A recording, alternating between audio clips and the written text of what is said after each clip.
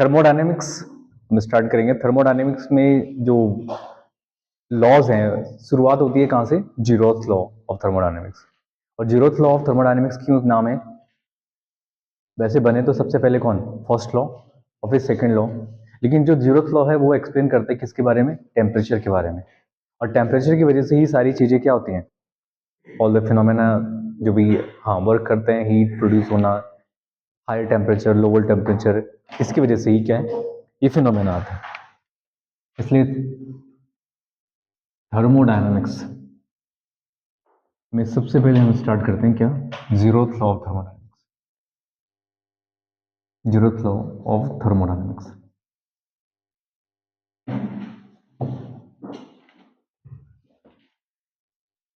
अब zeroth law of thermodynamics क्या कहते हैं कि ये कि कोई भी जो सब्सटेंस है, कोई भी सिस्टम है, और अगर वो क्या रहेंगे एक दूसरे के साथ थर्मल इक्विलिब्रियम कंडीशन में रहे, थर्मल इक्विलिब्रियम, सपोज ए और दूसरा कोई सिस्टम है बी, और ये कैसे हैं? थर्मल इक्विलिब्रियम कंडीशन में।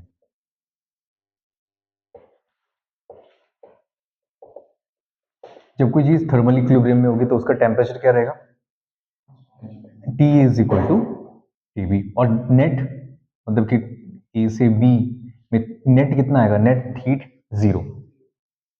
टोटल हीट जो रहेगा थर्मल इक्विलिब्रियम में वो नेट कितना रहेगा? जीरो के इक्विवेलेंट रहेगा। ऐसे कोई दूसरा सिस्टम है यहाँ पे, और दूसरा सिस्टम में है कौन सा? बी ए के साथ, और ये सी मान लो इसमें सी, और दूसरा सिस्टम है बी और वो किसके साथ है?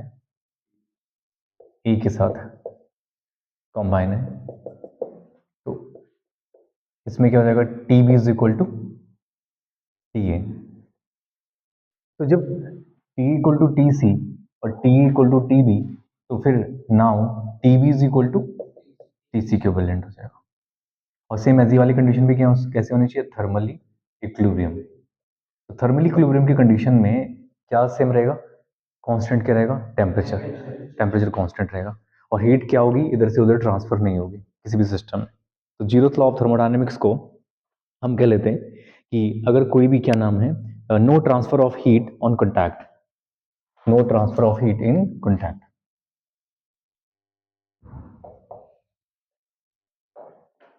Of heat in contact. कोई भी हीट का ट्रांसफर नहीं होगा, ट्रांसफॉर्मेशन नहीं होगा जब वो कॉन्टैक्ट में रहेंगी, और वो है थर्मल इक्विलिब्रियम। तो जीरोथ लॉ थर्मल इक्विलिब्रियम की कंडीशन को दिखाता है। और टेम्परेचर क्या है? टेम्परेचर, हाँ, टेम्परेचर एक ऐसा फिजिकल कैरेक्टरिस्टिक होगा जो फिजिकल कैरेक्टरिस्टिक्स शो करेगा direction of flow of thermal energy को। टेम्परेचर दिखाएगा, टेम्परेचर शो करेगा कि जैसे कि हायर है या लोअर है, कब? जब अगर ये थर्मल इक्विलिब्रियम में ना हो। और अगर थर्मल इक्विलिब्रियम होगा तो उसके वजह से टेम्परेचर कैसे रहेंगे? कांस्टेंट रहेंगे। T equal to T B equal to T C. तो आप इसको नोट कर लें थर्मल के बारे में कि जीरोथ लॉ किसकी इंफॉर्मेशन देता है? टेम्परेचर की इंफॉर्मेशन देता है। और टेम्परेचर क्या है? Temperature is that physical characteristic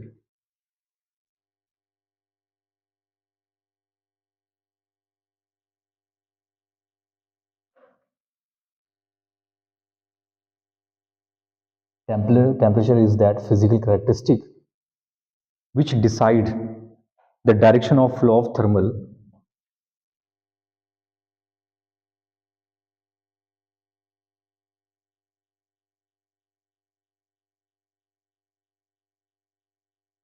direction of flow of thermal energy.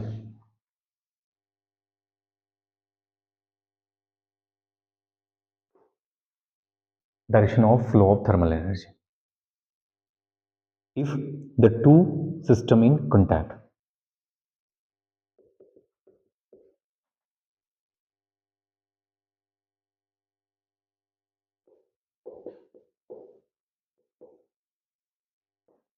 if the two system in contact are not in thermal equilibrium.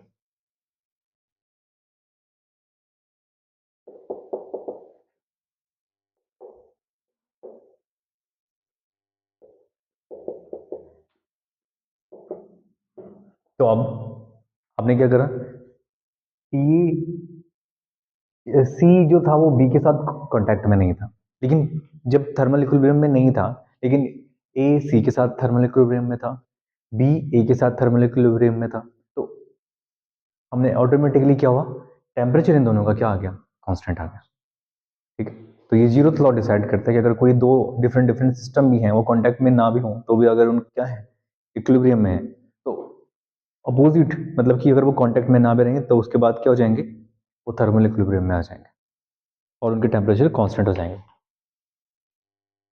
Zeroth law के बाद पढ़ते हैं first law of thermodynamics.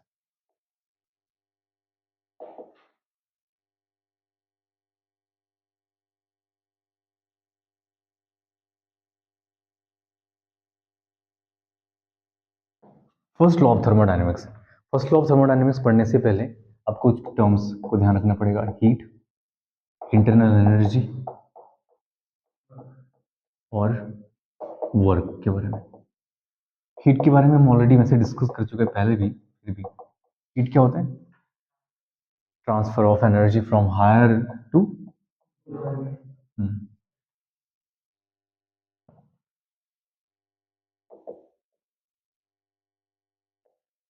Transfer of energy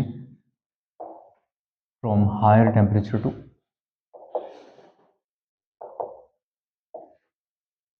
lower temperature, high temperature to lower temperature पे, उसको क्या बोला जाएगा, heat. और हीट को डिनोट करते हैं क्यू से, it is denoted by Q और डी क्यू, इससे हम डिनोट करेंगे इसको, हीट को। And the next one is internal energy.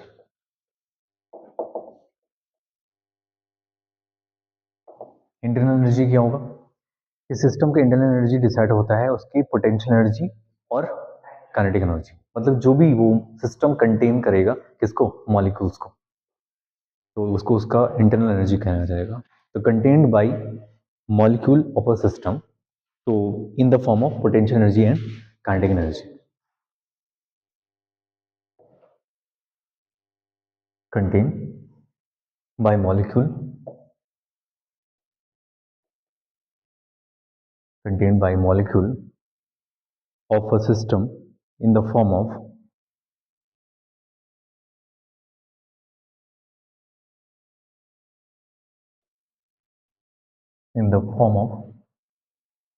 potential energy plus kinetic energy.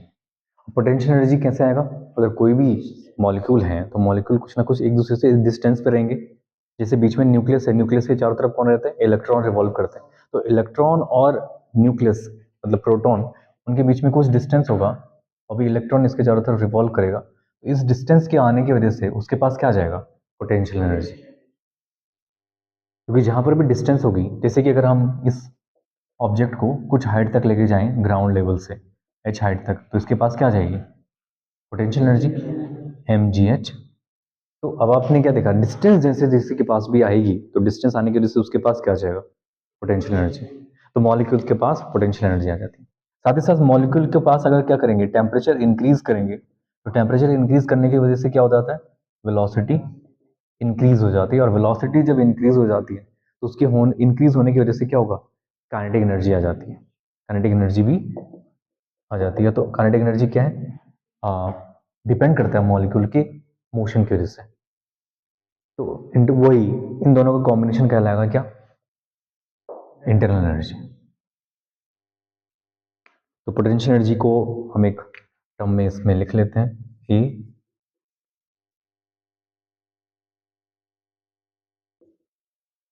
Potential energy. तो पोटेंशियल एनर्जी क्या बोला, since there is distance between molecule,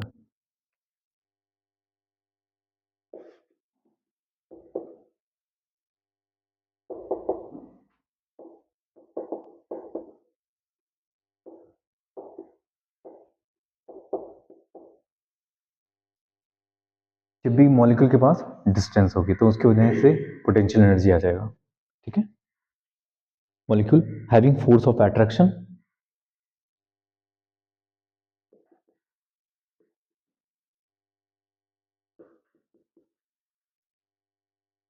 having force of attraction, they possess a potential energy.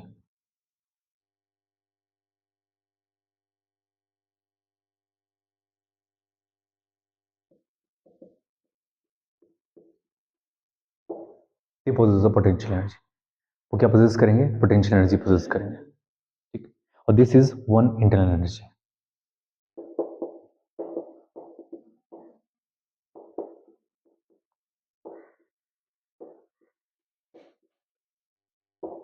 ये एक तरह की internal energy हो जाएगी। दूसरा कौन सा होगा?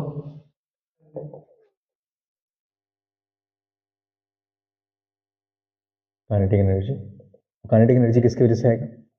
टेम्परेचर जैसे मिलेगा, टेम्परेचर इंक्रीज होने की वजह से वेलोसिटी इंक्रीज होगी, और वेलोसिटी जब इंक्रीज होगी तो molecule have a kinetic energy. तो आप लिखेंगे due to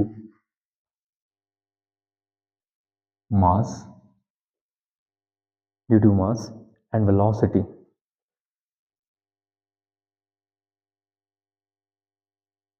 molecule velocity, molecule have kinetic energy,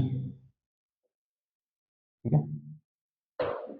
अब काइनेटिक एनर्जी का एक और एग्जांपल आप देखो कि जैसे कि, और ये क्या होगी? This is second internal energy.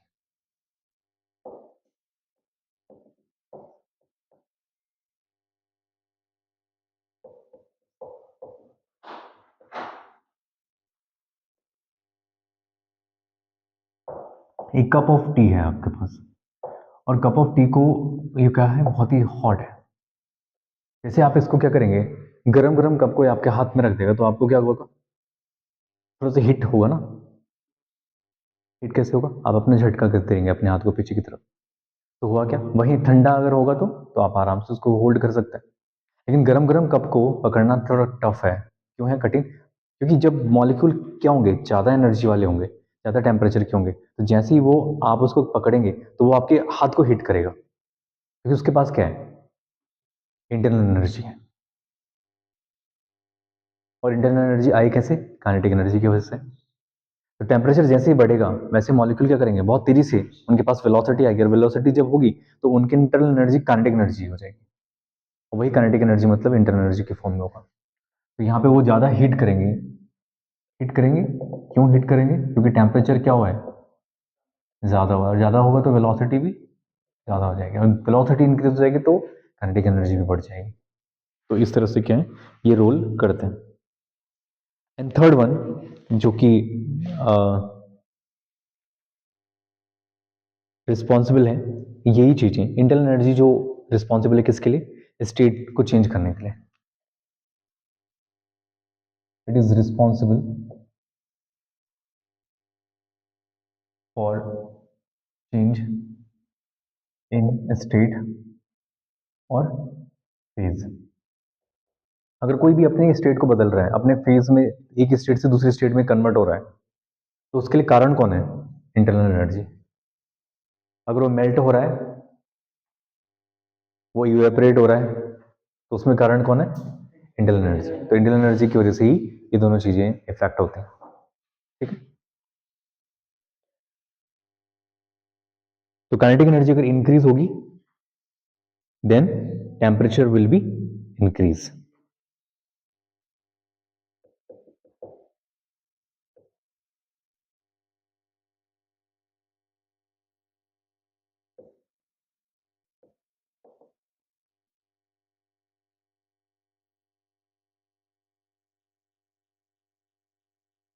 Temperature will increase.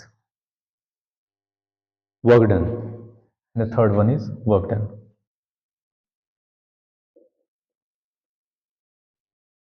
Work done क्या होता है? Work is equal to pressure into volume.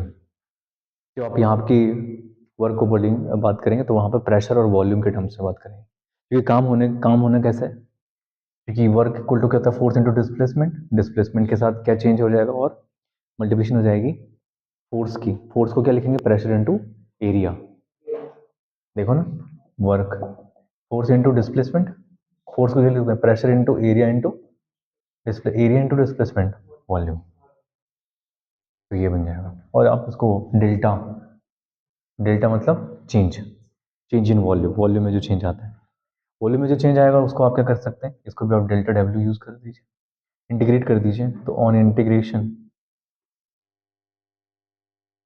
Integration of D delta W, तो वो बन जाएगा डब्ल्यू और is equal to integration v1 से लेकर v2 ई dv,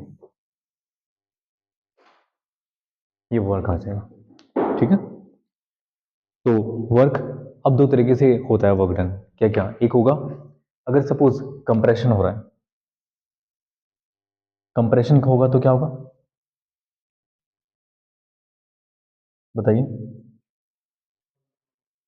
हाँ कंप्रेशन होगा तो वॉल्यूम क्या होगा, वॉल्यूम डिक्रीज होगा, और जब वॉल्यूम डिक्रीज होगा तो work done on the system, work done on the system होगा तो वर्क कैसे होगा, negative.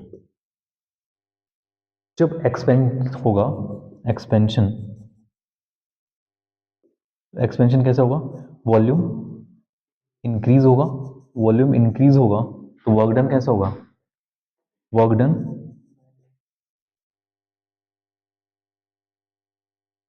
Bye the system, work done by the system क्या होता है, पॉजिटिव। ठीक है, तो इसके बेसिस में वर्क डन में कंप्रेशन और एक्सपेंशन इस बहुत इंपॉर्टेंट टर्म है। तो कंप्रेशन में वॉल्यूम बदलेगा, कम हो जाएगा, और क्या हो जाएगा, एक्सपेंशन में वॉल्यूम इंक्रीज हो जाएगा, जिसकी वजह से work done on the system और work done by the system. तो कंप्रेशन में work done on the system negative, work done by the system. ठीक है, इस जब इन सारे टर्म्स को पढ़ लेते हैं तब आता है फर्स्ट लॉ ऑफ थर्मोडायनेमिक्स।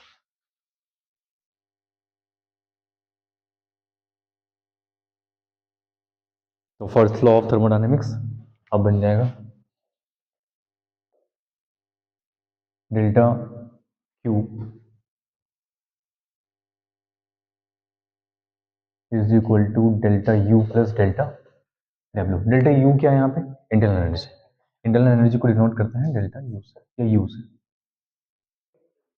ठीक है, कैपिटल यू से, तो ये बन जाएगा आपका फर्स्ट लॉ ऑफ थर्मोडायनेमिक्स। ठीक है, तो फर्स्ट लॉ ऑफ थर्मोडायनेमिक्स क्या कहेगा कि जो भी एनर्जी सप्लाइड की जाएगी वो किस में कन्वर्ट हो जाएगी, partially used in internal energy और वर्क डन। ठीक है, तो एनर्जी सप्लाइड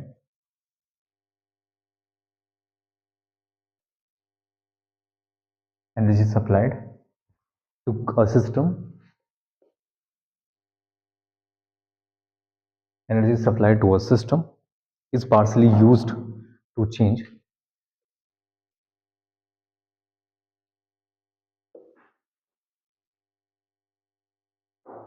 कुछ इसकी टर्म्स में, partially used to change in to in its internal energy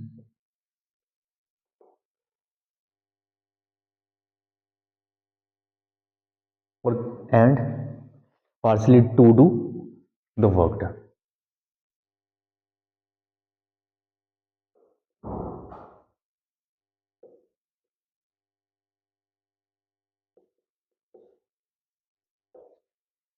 It's work done. अब जो एप्लीकेशन है इसके, इसके फर्स्ट लॉ के हैं, तो उसकी कुछ एक्सपेंशन इन आइसोथर्मल एक्सपेंशन,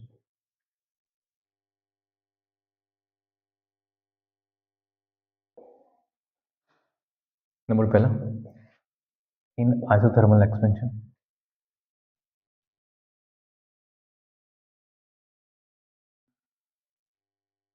जब हम आइसोथर्मल एक्सपेंशन के बारे में बात करेंगे, आइसोथर्मल एक्सपेंशन क्या होगा, आइसोथर्मल एक्सपेंशन अगर डेल्टा टी क्या हो, जीरो, टेम्परेचर कैसा होना चाहिए, कांस्टेंट, टेम्परेचर कांस्टेंट होगा तो डेल्टा यू भी क्या होगा, जीरो, इंटरनल एनर्जी भी जीरो, तो टोटल जो डेल्टा क्यू है वो किस में कन्वर्ट हो जाएगा, delta. This is isothermal process.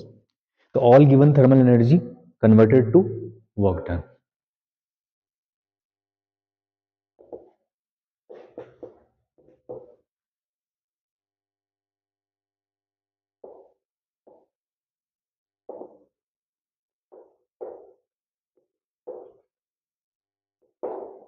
सारी की सारी जो थर्मल एनर्जी वो कन्वर्ट हो जाएगी वर्क डन में, ठीक। और एडियाबेटिक एक्सपेंशन जब होगा,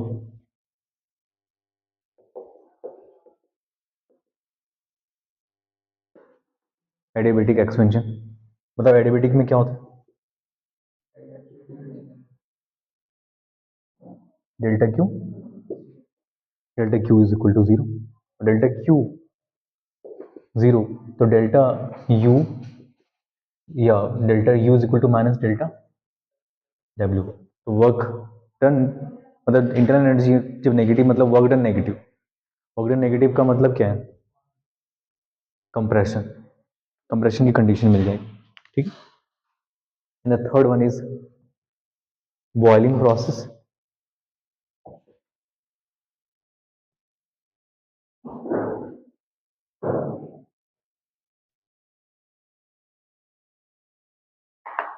थर्ड वन इज